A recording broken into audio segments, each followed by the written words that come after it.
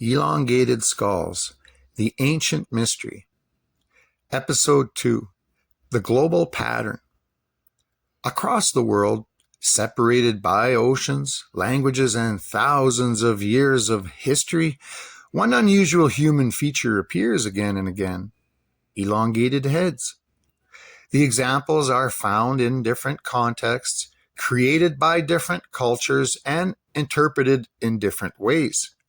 Some are connected to known traditions of cranial modification, while others continue to generate debate because of the questions surrounding their discoveries, anatomy, and historical context. The mystery is not simply why humans shape skulls. Humans have done many forms of body modification throughout history. The deeper mystery is why this particular human form appears repeatedly across the ancient world. When we remove the assumptions and look at the evidence itself, a pattern begins to emerge. Ancient cultures across multiple continents preserved images and traditions involving people with elongated heads. Sometimes they appear in artwork. Sometimes they appear in burial sites. Sometimes they appear in oral traditions passed down through generations. These examples do not all have the same explanation, but they create a larger investigation into how ancient societies understood identity, ancestry, and the people they considered important. One of the most discussed locations connected to elongated skulls is the Paracas region of Peru. The discovery of hundreds of elongated skulls from ancient burial sites created one of the most debated cases in modern discussions about unusual human remains. The Paracas culture itself was highly developed, known for remarkable textiles, complex burial practices, and advanced understanding of their environment. The skulls found in this region became controversial because researchers and investigators disagreed about how they should be interpreted. The traditional explanation connects these remains to intentional cranial shaping. This practice is well documented in many ancient cultures, where infants' skulls were modified during early development to create specific shapes associated with identity, social position, ancestry, or cultural belonging.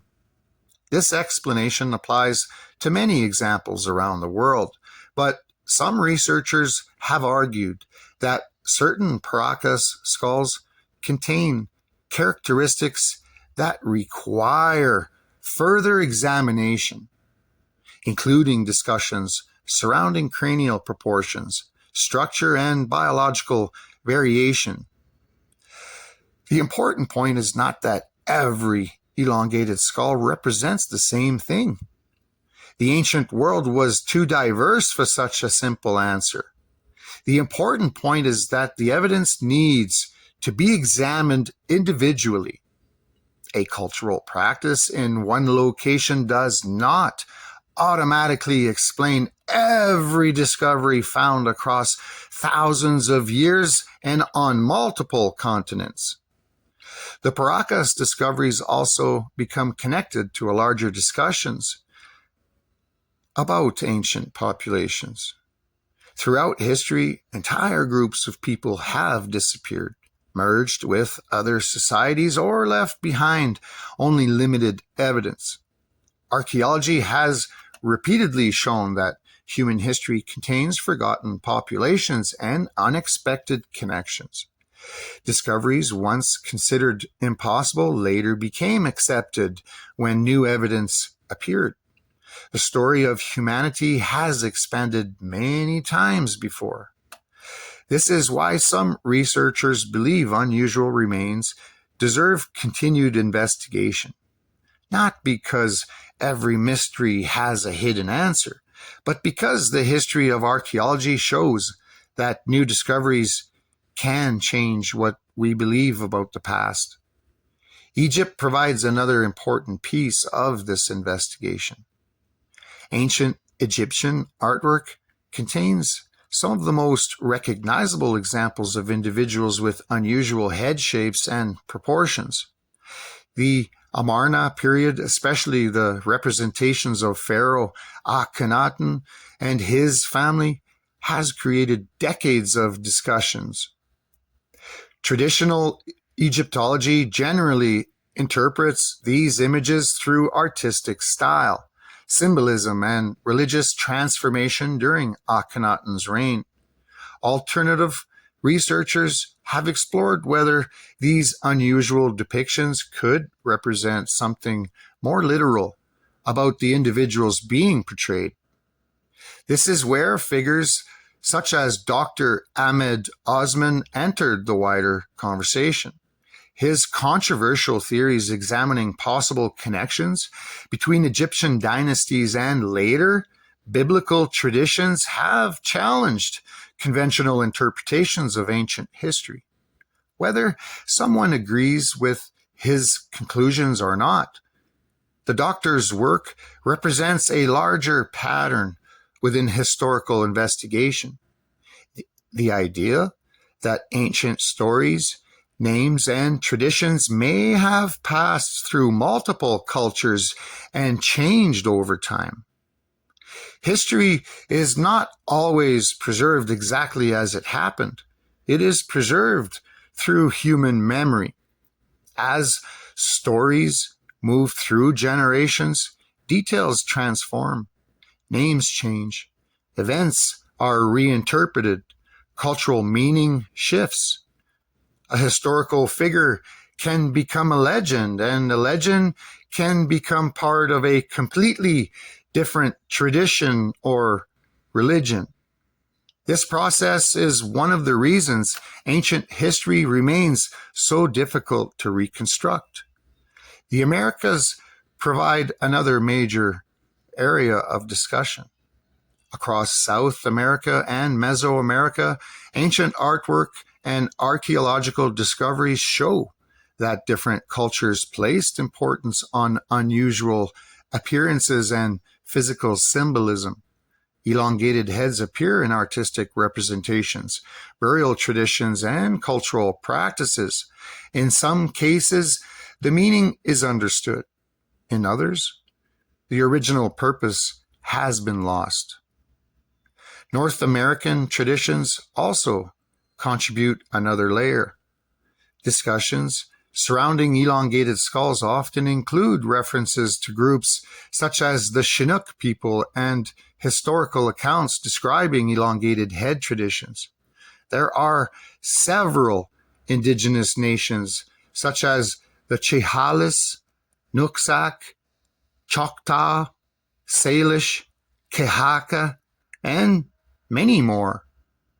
These examples demonstrate that shaping the skull was not limited to one region or one civilization.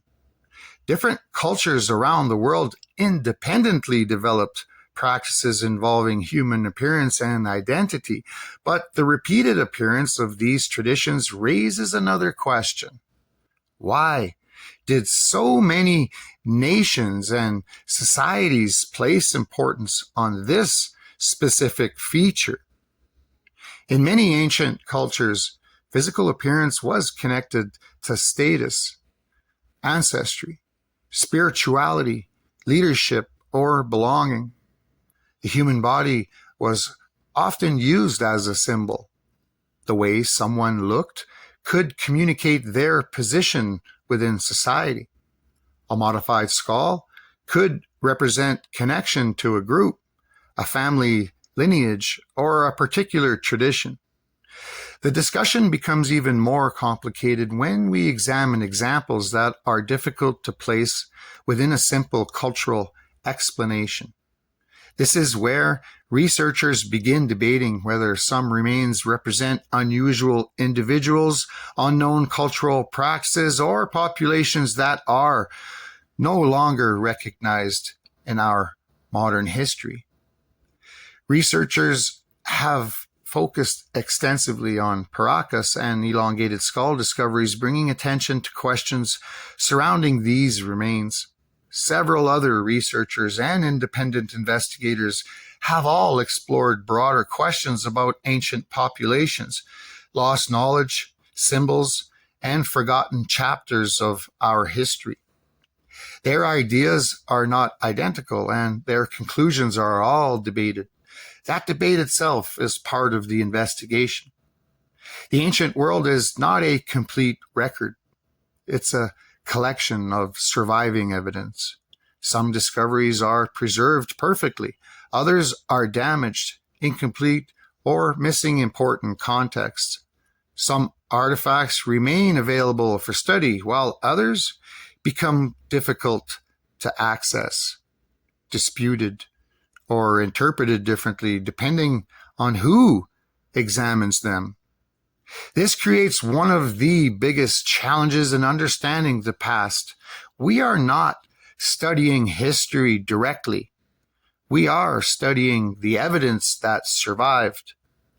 The way evidence is collected, tested, stored, and interpreted influences the story that eventually reaches the public.